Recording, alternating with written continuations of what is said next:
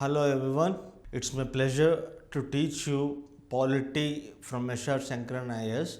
Before going into details, I'm about to tell my anecdotes. Myself, Raja Ramesh Siddhavatula, I have the privilege of writing the mains for 7 times and made it to the interview for thrice, but couldn't materialize into service. That's why I have gouged into the teaching field as a freelancer for teaching polity, economics, geography, and science and technology, because these subjects are my passion: economics, geography, polity, science, and tech. As by the management, I was allocated to teach polity to you. So, first of all, I need to tell you the in-depth detail of the polity subjects, what is its relevance, and how it can be acclimatized and imbibed and internalized with the current affairs, because polity is ever evolving subject. It keeps on changing because of the laws made by the legislature, whether it is a parliament or the state legislature, and again by the interference of the Supreme Court. And if at all it was declared null and void, the right will be abridged. But if at all a discussion has happened and Supreme Court also the Supreme Court, that too where the division bench headed by Chief Justice of India, if it approves, then a new right can also be included in the fundamental rights. Today I have taken the fundamental rights which contained in the part 3 as a topic because of its relevance for the UPSC exam and how they are asking the questions on fundamental rights. Please gauge into the last previous question papers for 5 to 6 years, so that you can understand the importance of fundamental rights. Right now I am not going into in detail of the fundamental rights, but before that I want to make you sure to learn some basic concepts before gouging or plunging into the main topic of fundamental rights. Try to understand the subject in an analytical way and try to increase your horizon of the subject, so that whenever you attempt the prelim or whenever you attempt the mains exam, you will be in a position to write the answer in an analytical and critical analysis manner if you learn the subject in a sequential and consequential manner without mug upping any article. Please don't ever try to mug up the articles, because there are humongous number of articles, but try to remember only that are relevant for the UPSC, and don't bother about all the 550 odd articles, and also don't bother about what is part 3, what is the schedules. Okay, don't bother about all those things. Meanwhile, when you plunge into the subject, automatically you will be able to delineate what is part 1, what is part 2, what is part 3, what is part 10, what is part 20, what is part 22, and as well as the schedule also. Don't worry about that. After I start teaching polity from the beginning onwards, I will make sure that it will not complicate you anymore, because already I have said I have the privilege of writing mains for 7 times, because I have done a lot of hard work, because in order to give a subject which is not available in the market to you, because this is all our intellectual hard work, because you have joined the institute by seeing some reputation. To not to undermine the reputation of the institute, I am here to give you a quality content of the subject. Okay, this is precisely what polity is. Polity plus the combination of public administration as an optional. It is very, very important to crack civil services, and not only cracking the civil services, it is also useful for you when you enter into the administration as a district collector or as an superintendent of police, you need to apply these articles and these Indian Penal Code and Criminal Procedure Code during the execution of the administration when you enter the process of administration. Okay, so that by now you can know the relevance of polity.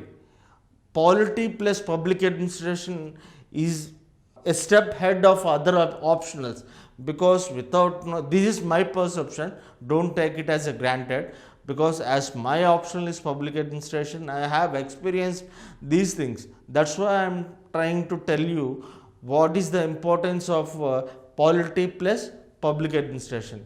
Please don't bother about any legal jargon. I will in detail explain about the legal jargon in detail, but try to keep in mind that some definitions you have to reproduce in a verbatim manner, which I will write here, and also you can follow that. Let us plunge into the subject. Forget about fundamental rights, because fundamental rights which are now available to us, it is a civilizational evolution process. So before going into the fundamental rights, we need to know the peripheral idea of the evolution of the rights, right from the beginning of what is a right to what are different types of rights and different types of constitution, and most importantly constitutionalism. Okay, don't bother about it, I will explain in detail. Okay, let us plunge into the subject. What is a right? Right is a reasonable claim recognized by the society, sanctioned by law, and guaranteed by constitution to enforce the right by the adjudicatory bodies, if at all the rights are null and void, or if it is interfering into the rights of the people. Let me repeat the definition once again. A right is a reasonable claim recognized by the society, sanctioned by law, and guaranteed by constitution to enforce the right. Who enforces the right? Adjudicatory body will enforce the right if at all state infringes upon the right of the people. Be clear, this is a bare meaning of the right. I am writing here, please note it down. What is a right?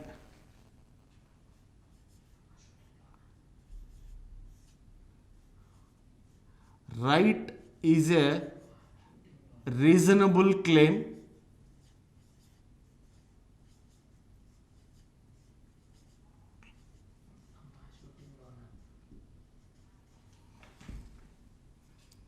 recognized by society,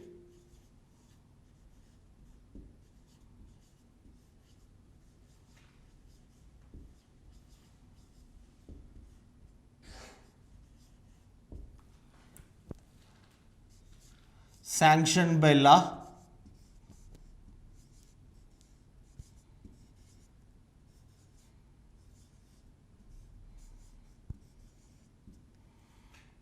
guaranteed by the constitution.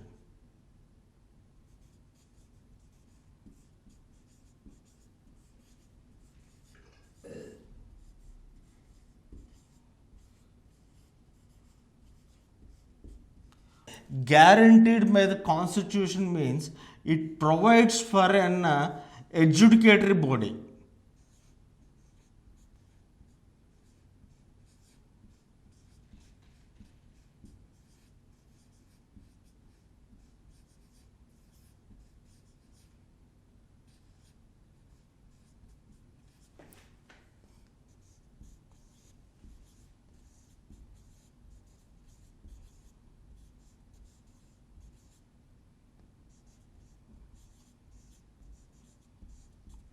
Adjudicatory bodies is nothing but a series of quotes.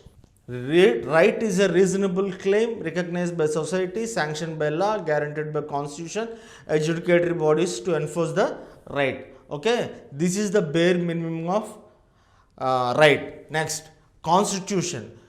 Every country will have its own constitution. It can be classified as a written constitution or it can be classified as an unwritten constitution. But both of them are supreme law of the land or fundamental text of the land.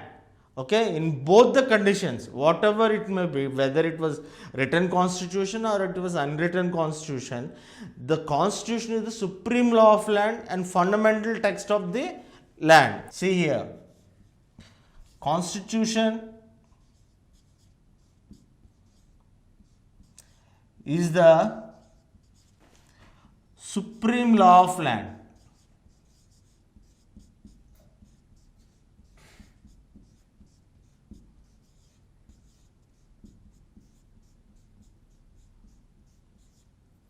Or fundamental text of land.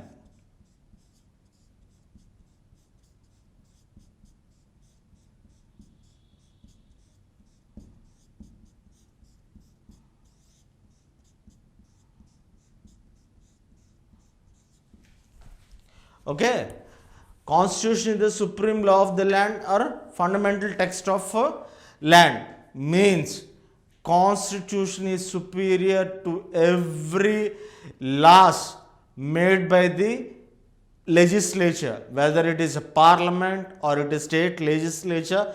In our condition, it is above all the laws made by the legislature. Keep it in mind, constitution is supreme. Constitution is not only supreme, but it also describes the governing principles and functions of the government to be taken into consideration while the executive is making a policies or law, enacting or a law or pronouncing any policy like industrial policy, information technology policy, small scale industries policy. Every policy and every act should be made while taking into consideration what is the guidelines provided by the constitution. If at all the guidelines are not, if at all they have overseen the guidelines, then they directly go for Supreme Court and the Supreme Court declares the particular policy or any act null and void. I am also writing the provisions of the what the constitution provides.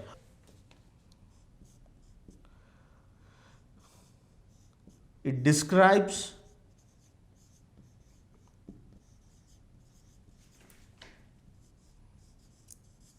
the governing principles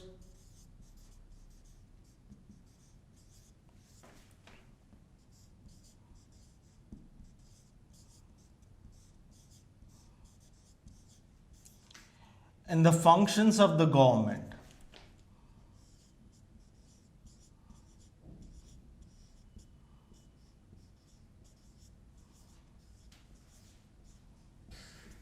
Okay, have you understood? The constitution describes the governing principles and functions of the act to be taken into consideration while the executive makes a law or any policy of national importance.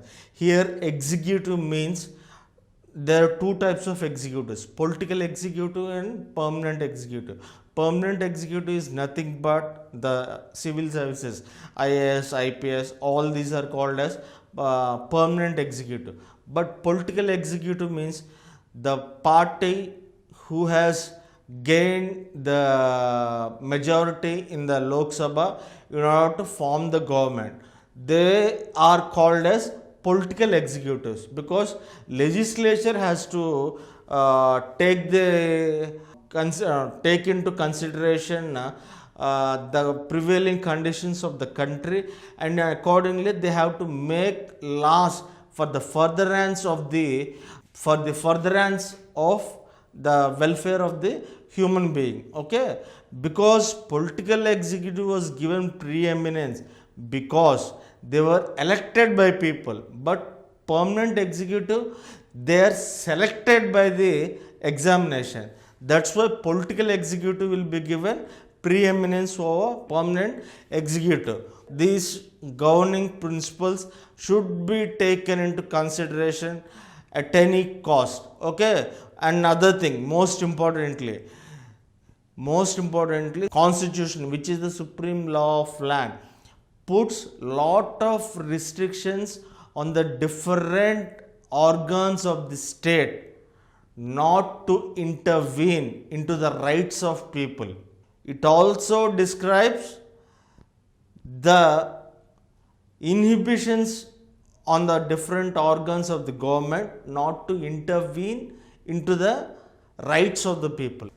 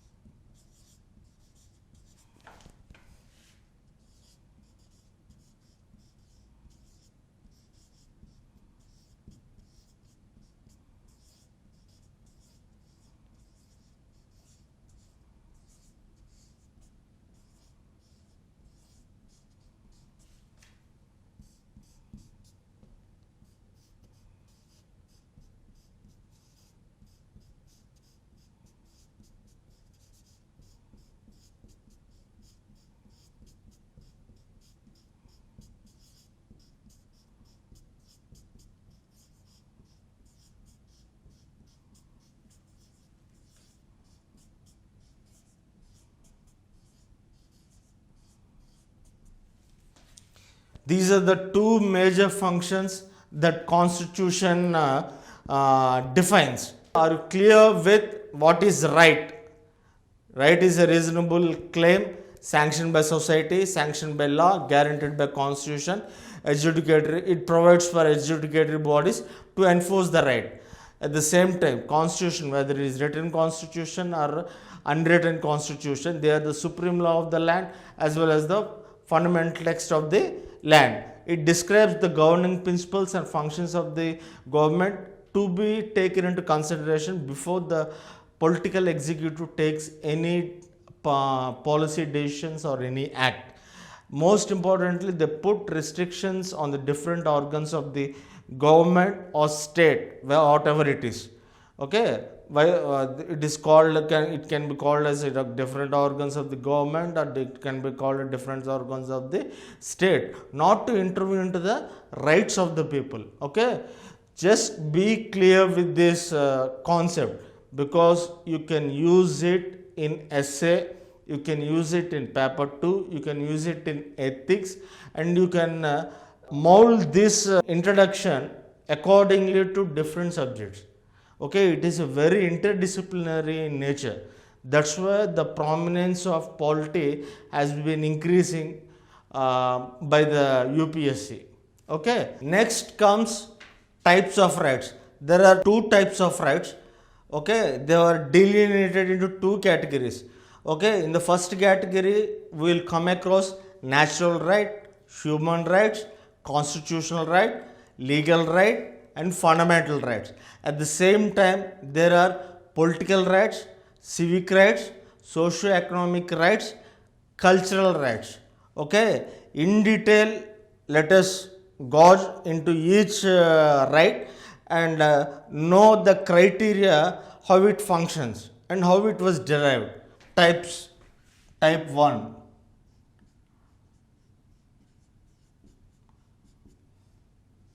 Natural right,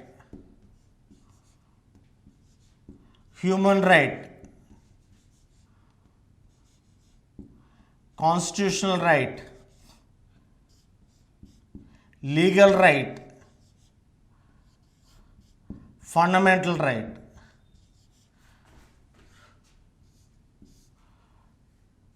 Type 2,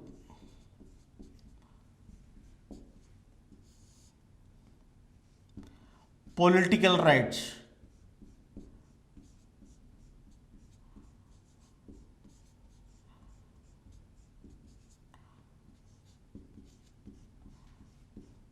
Civic rights.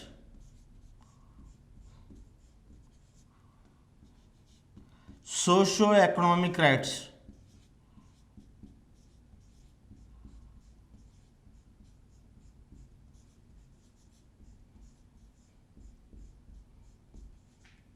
Cultural rights.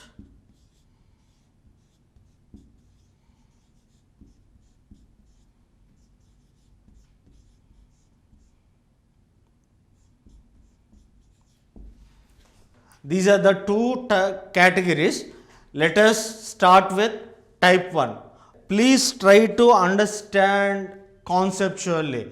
Only then you can apply it anywhere, whenever it is needed.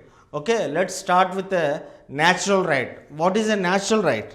Natural rights, a man or woman are born free. I'm talking whenever the evolution has started, the humankind started. They are born free. Therefore, natural rights are ordained by nature for the survival or existence of their life. Because at that point of time there is no different types of thinking. Only they need to fill the stomach. For that, they have to hunt or they have to gather some fruits, nuts, or something else. Beyond that, they cannot think. But with the process of evolution and the technological process, man started thinking at his free will and acting or manifestation his behavior based upon his perception, but not on the other perceptions, or he is not influenced by any other perception. He might get influenced, but he will have his own interpretation. That is why natural rights are very vague in nature. Different interpretations by different individuals. Suppose I have my own interpretation or perception about polity, and the other faculty will have the different perception about the polity. No individual will have the same perception. There may be some congruence, but every individual possesses their own perception. That is why natural rights are ordained by nature. Please try to understand this in conceptual. What I am telling in a detailing manner, please try to understand or write it immediately as an example. Let's start with natural right. Natural right. Man or woman are born free.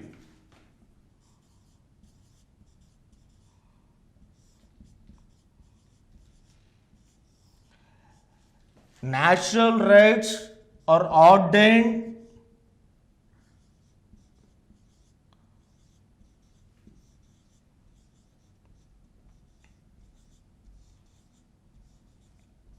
by nature. Nature itself is giving a natural rights. Nobody need to recognize. They are naturally available to the human beings, whether man or woman. Initially, they were meant only for their existence or survival.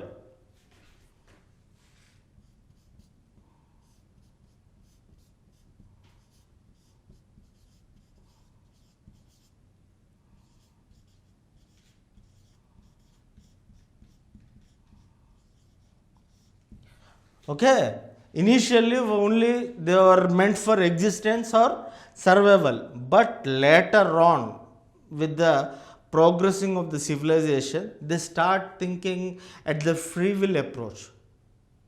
Okay, they are having own interpretation about different things.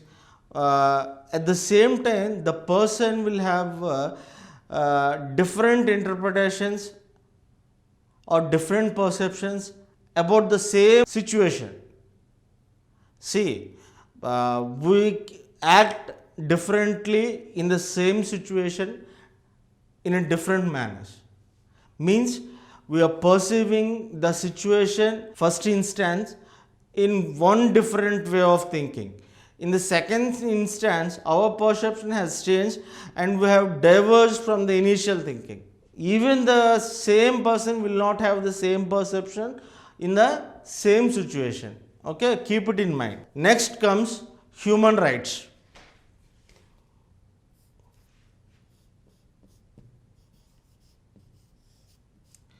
Human rights. Human rights are also part of natural rights, but they are not ordained by nature. Please keep it in mind. Human rights are also part of natural rights, but they are not ordained by nature. They are derived rights. What is meant by derived rights? Don't try to explore the meaning of the derived rights.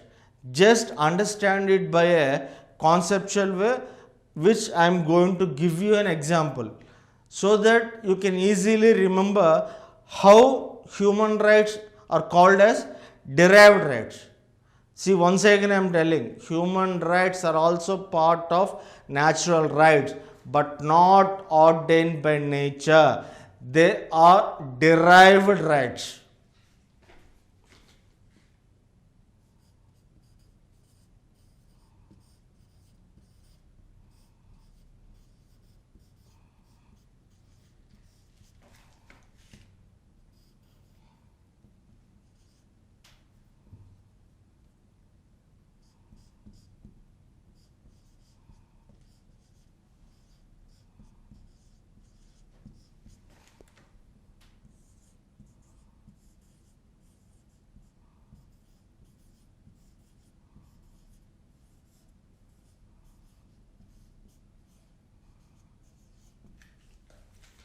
They are derived rights.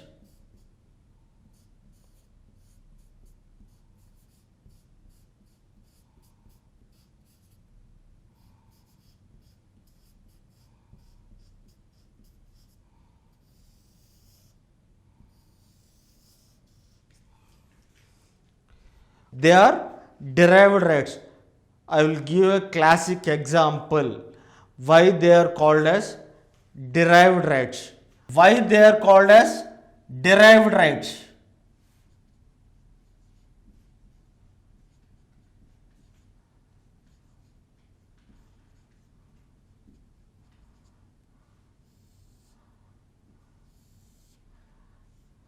Okay, example, atrocities on Jews ethnic group committed by German dictator Adolf Hitler.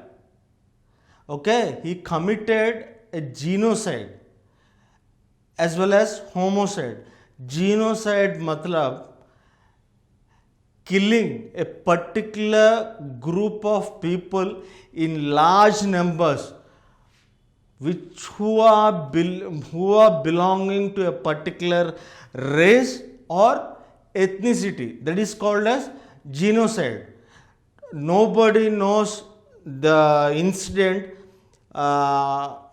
before the end of the World War. Only after the end of the World War, which was fought between Allies and Axis powers, these incidents came into light. I will explain you in detail. Example,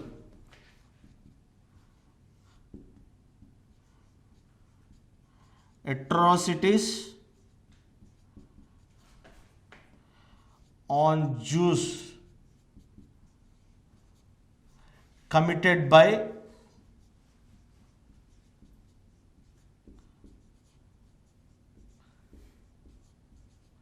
Adolf Hitler.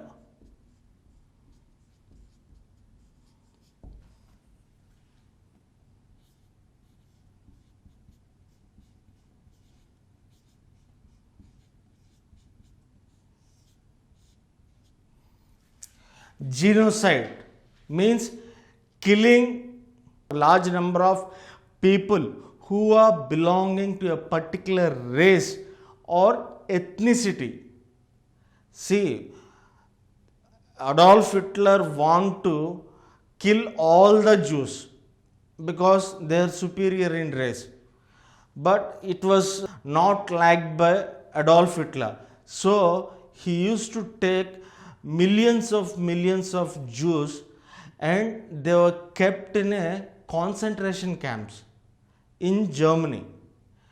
All these people were thrown into that concentration camps, and very heinously he used to release a very poisonous gas into that concentration camp.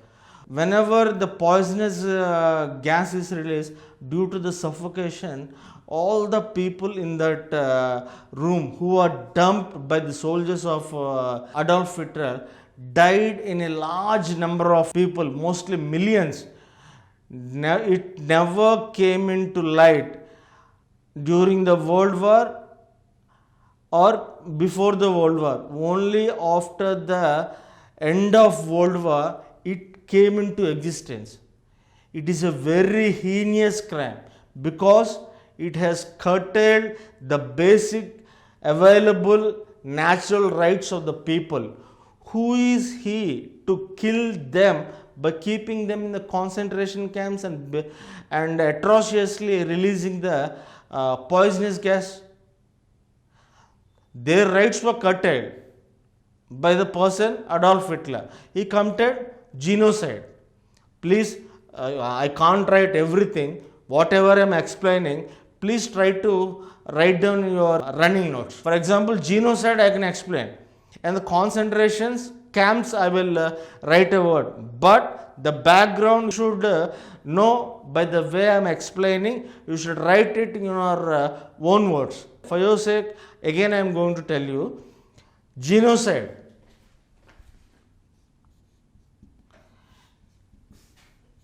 Killing of large number of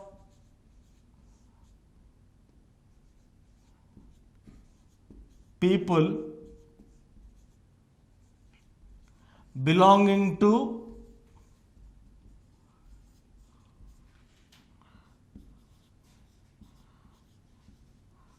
particular race or ethnicity.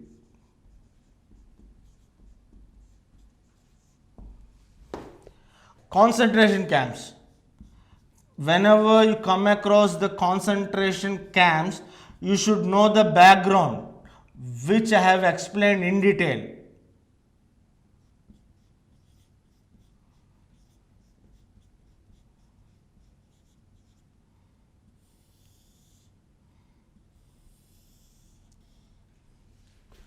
Concentration camps. These concentration camps came into light or came into existence only after the end of the World War. By seeing this heinous act committed by Adolf Hitler, the whole world was shocked by this incident because millions of people were charred because of this poisonous gas. They were forcibly made to die. That is why after that the entire world, with the help of United Nations, they have approached the International Court of Justice to conduct trials on this incident, because without conducting trials we cannot know the modus operandi. Modus operandi means the reason. What is the modus operandi of Adolf Hitler here? He want to get off the Jews from the planet Earth. That is his modus operandi. These are the legal jargon words you have to remember. So modus operandi means the reason behind what made Adolf Hitler to kill the Jews. At the same time, by conducting the trials, they can find the prima facie evidence. Prima facie evidence. That is why United Nations and International Court of Justice and different human rights bodies all over the world, they have pressured in order to conduct a Nuremberg trials.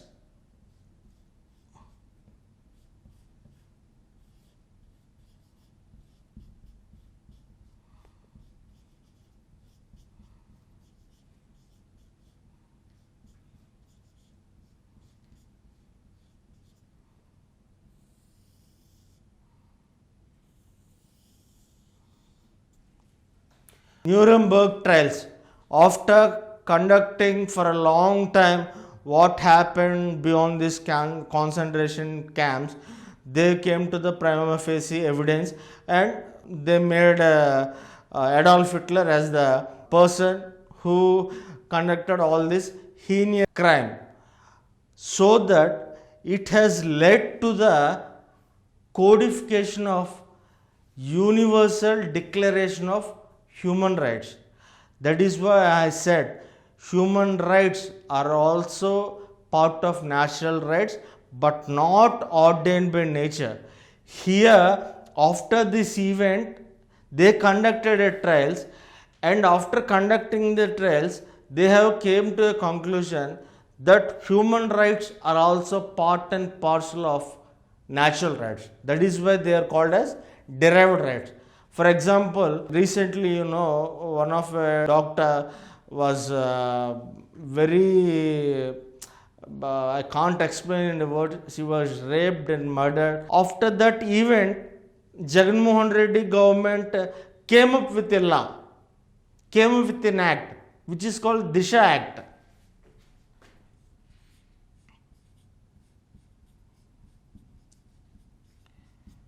This is also called as derived act, because after the incident, in order to provide security and safety to women, he has enacted Disha Act. This is also a derived act. Okay, now hopefully you understood what is a derived act and why human rights are called as derived rights.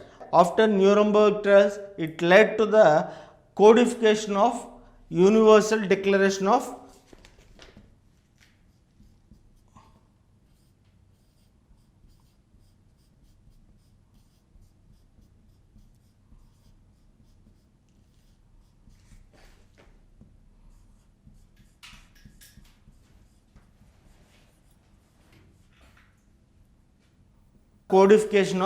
Universal Declaration of Human Rights. That means in the entire world, every people will have some basic human rights for the bare minimum existence of life. This is very important. Bare minimum existence of life. That is the result of codification of Universal Declaration of Human Rights.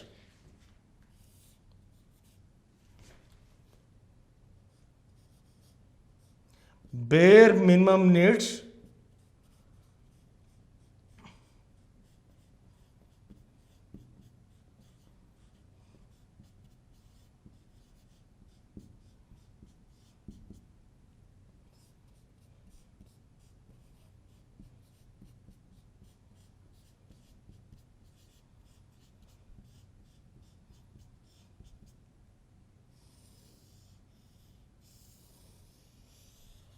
okay, bare minimum needs for the existence of human life. Everybody will have these bare minimum needs for their existence in any part of the world, because it was codification of Universal Declaration of Human Rights. Fortunately, India is also part and parcel of this treaty. Next, I also told natural rights are very vague in nature, because different interpretations by different individuals, different perceptions and different attributions. Okay, with that vague nature of natural rights and the availability of the human rights, later on in the evolution of the civilizational values, so many enthusiastic people who used to think very freely and manifest their behavior in their own perception without any inhibitions or any influence by the others.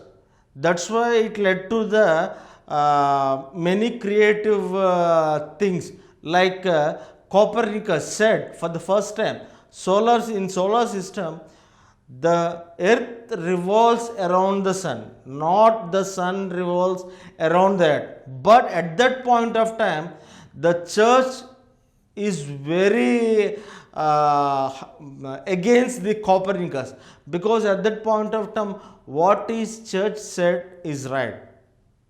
You cannot debate, or you cannot nullify the right. What is said by church is right. That's why they could not but after the later on years, we already studied in our schooling and some other times about the solar system. After all, Copernicus was right at that point of time, but he was not allowed to research further because of the prejudices and the stereotypes. At the same time, Newton, gravity, free will of thinking and manifestation is behavior. Similarly, there are new humongous number of ideas. Aryabhatta introduced zero because of free will thinking. There is no inhibition by the state. But later on, in the process of evolution, these human rights and natural rights became very prominent and given preeminence over the state. Just please don't try to forget derived rights. How it was derived, I have explained the example with in a classical way. You should remember the background so that you can understand what are derived rights. I have also given the example of Disha Act. But by mugging up human rights are derived rights, human rights are derived rights, you can't get any insight of the subject. Only by understanding the concept, you should be able to answer the preliminary or anything. I forgot to mention, polity consists of two parts. One is conceptual and one is informative. Anyways, information have to be studied by all the people in the same way, in the same passion. There is no necessary to keep your mind to create something, but here you can create many things. Your introductions, your conclusions. I already told you it is an interdisciplinary subject and is applicable in the life when you become a collector or superintendent of police. Next, let us go to constitutional right. Next comes legal right. They are guaranteed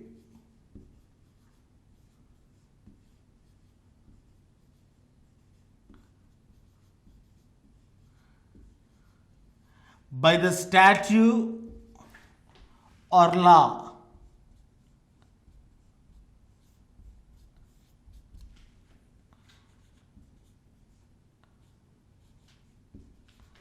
Statute, please, it is also legal jargon. Statute is nothing but a law made by the legislature.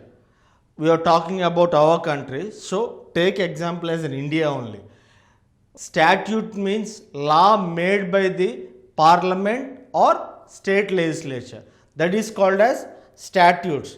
There are some legal rights which are guaranteed by the law made by the parliament or state legislature. For example, best classical example, Mahatma Gandhi National Rural Employment Guarantee Act 2005, right to property, Article 300A, right to information, 2005 or 6, I don't remember exactly. uh, please just clear that. They are guaranteed by the statute or law. What is the purpose of Mahatma Gandhi National Rural Employment Guarantee Act? It is an act guaranteed by the law that a below poverty family, from any below poverty family, the head of the family will be provided 150 working days per year. That is the right, because when we go to villages, there is only seasonal employment. There will be no employment for the entire year. So, in order to create certainty for their life, government has made this law by the UPA government headed by Manmohan Singh. Wonderful law, because for every poor person, government is providing 180 working days in a year by giving a very decent wages, directly transferring that wages into their account. Very, very important act which was enacted by the UPA government. At the same time, Right to Property Act, initially it was in the fundamental rights, but after the discussions in the Constitutional Assembly or various platforms, this was removed from the fundamental right and it was put under Article 300A. Okay, whenever I come to fundamental rights, I will clearly explain right to property, how it was transferred to Article 300A. Right to information.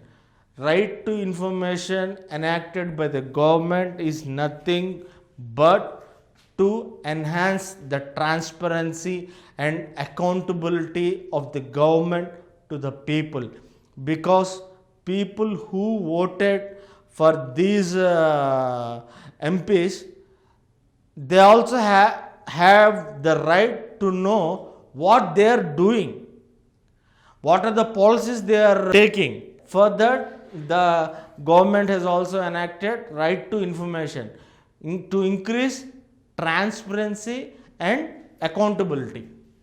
Please mind these words.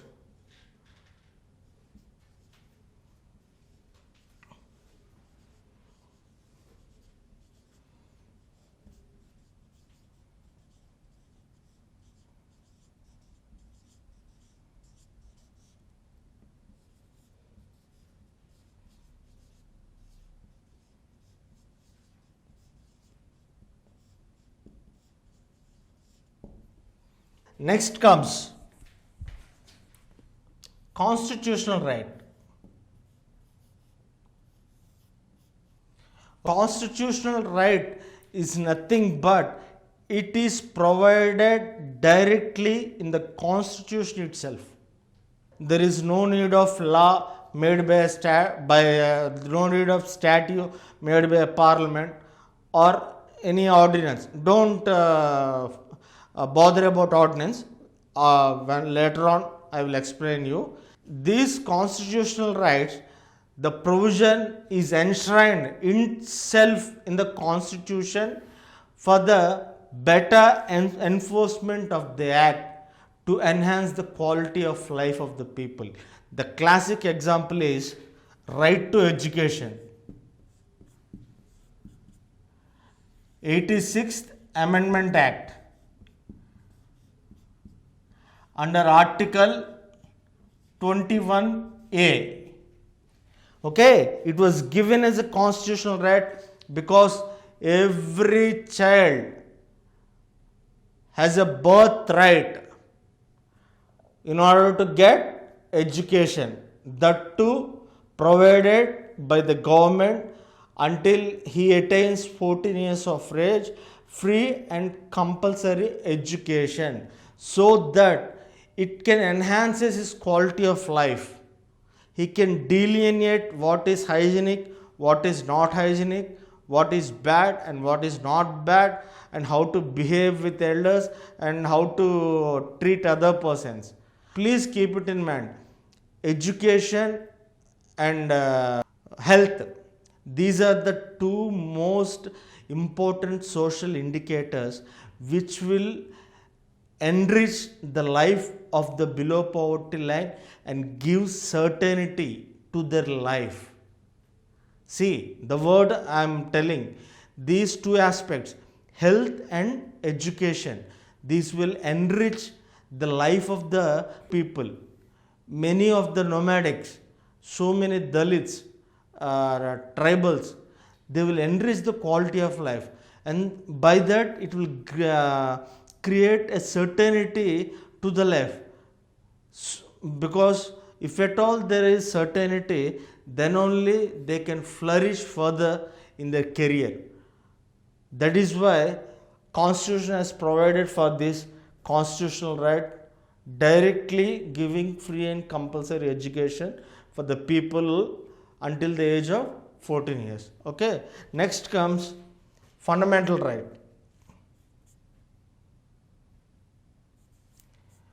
This is the most important topic which I have taken to explain fundamental rights before explaining all these rights. Fundamental right is nothing but it is fundamental for the existence of life and for providing a dignity of life. Fundamental rights are fundamental in nature for the existence of life and for providing a dignity of life.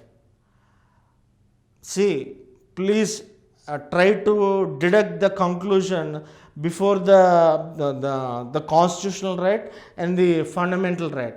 The constitutional right has provided itself in the constitution, but here in this fundamental rights it is making fundamental, means inevitable.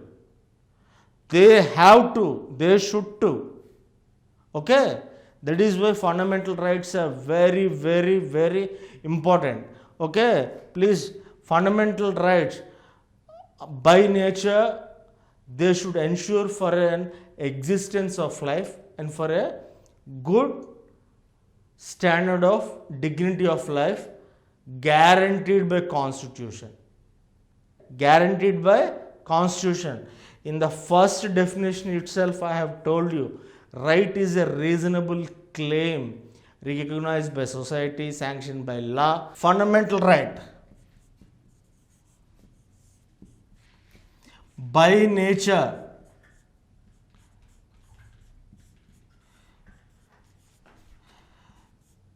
they should ensure for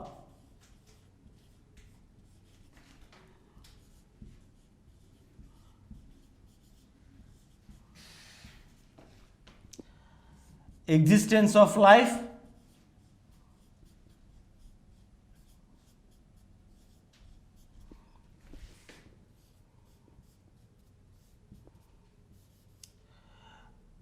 and providing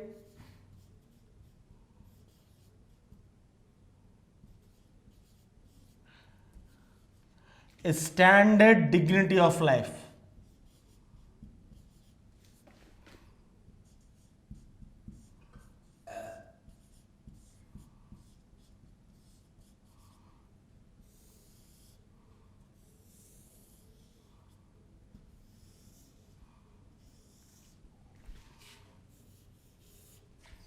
Okay, see, two aspects which are very important for the fundamental rights. They should ensure for the existence of life and for the standard dignity of life guaranteed by Constitution.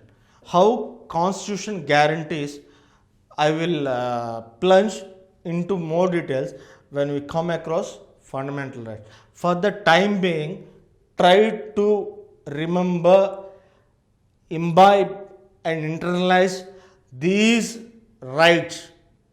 They can be used anywhere. That's why I have taken this topic particularly in this promo class.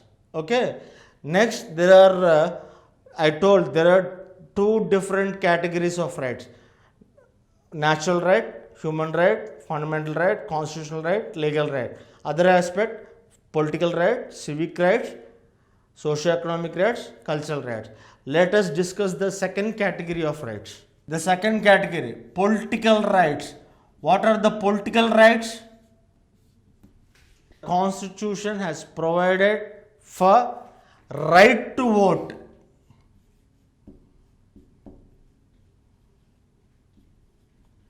and the right to contest in elections.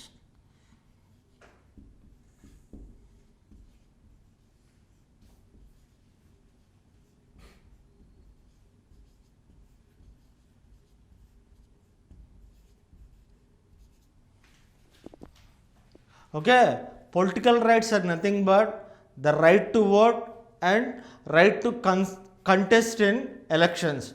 But this is very ideal in nature. At the present circumstances, no common man can enter into politics without money or muscle power, or caste power, or whatever it is. An ordinary man at this point of time cannot enter into politics. That is why I have called it, it is an ideal thing. It exists in the constitution, but in reality, it doesn't happen. Even right to vote. Only the people in the rural areas and semi-urban areas, they only vote in a huge majority. But when it comes to urban people, the percentage of voting is very less. Why? They doesn't bother about what is happening or what is who are going to decide our future. They are only concerned about their own lives. Okay, that's why they exist ideally, but not in reality. The second one, socio-economic rights.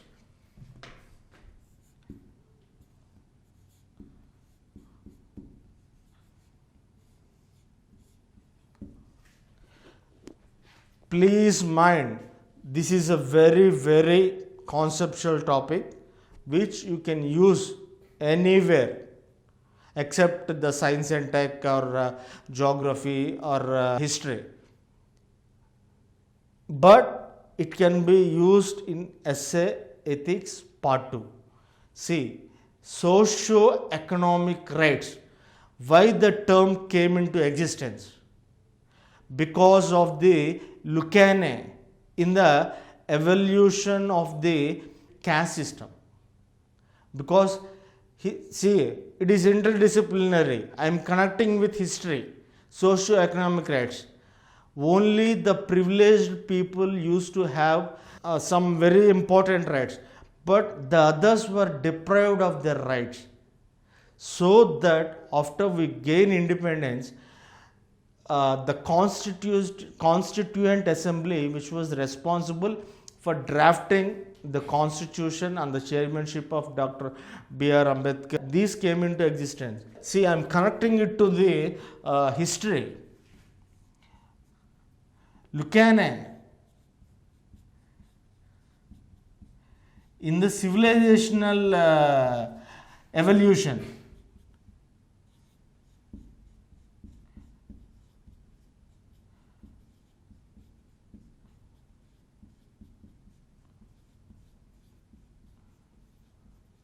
most important thing, Manushastra.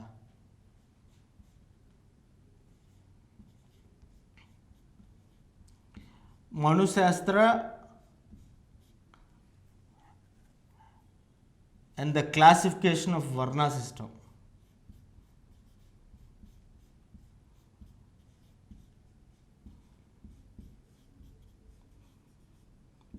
Because of these two aspects, the society got divided into different categories based on caste, like Brahmins on the top, Kshatriyas on the second preference, Vaishyas on the third preference, and Sudras on the fourth line.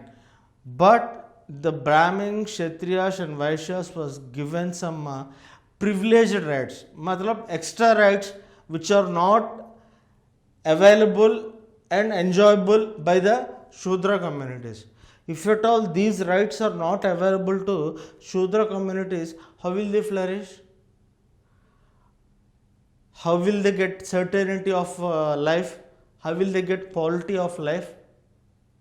Okay, due to this look in the civilization evolution, because of the patriarchy and the monarchy mindset of some people, this Varna system has shattered the complete population of the India.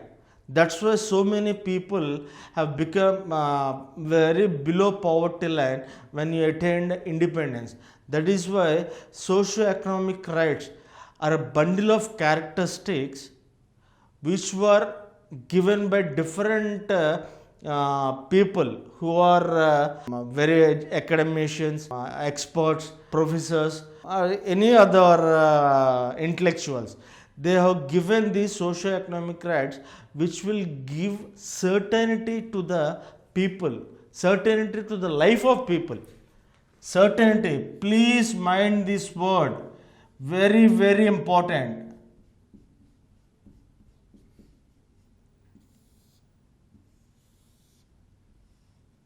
If at all there is no certainty, how will they survive? Suppose today I am having 1000 rupees.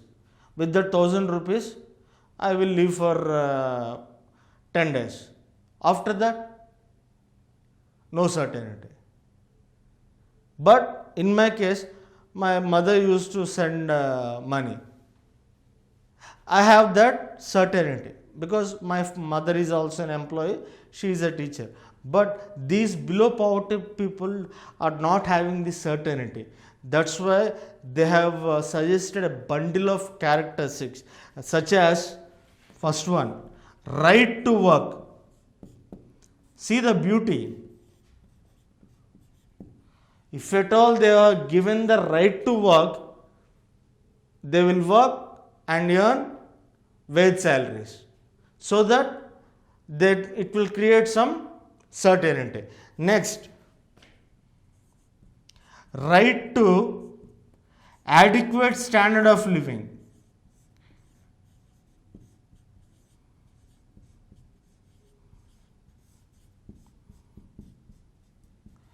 Nowadays, the governments are providing free houses for the below poverty lines, like providing food through PDS, public distribution system, clothing, housing.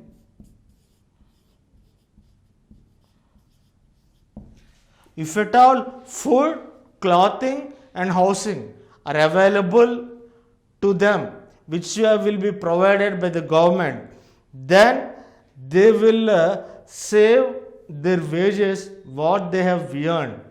Whenever saving starts, they endeavor into new means of working. That is the significance of providing adequate standard of life. Next, right to physical and mental health.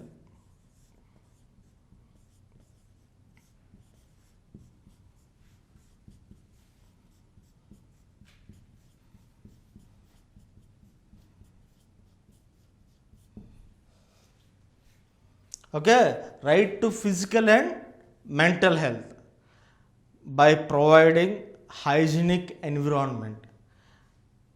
Then only they can be physically able to grow, and mentally. Mentally means they should be given the proper education.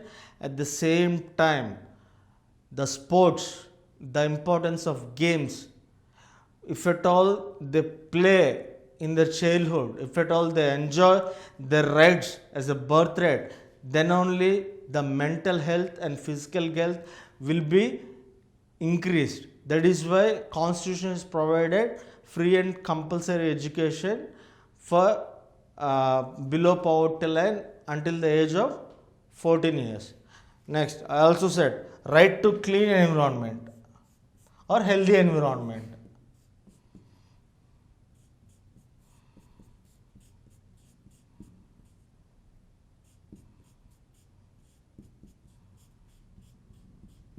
And right to education.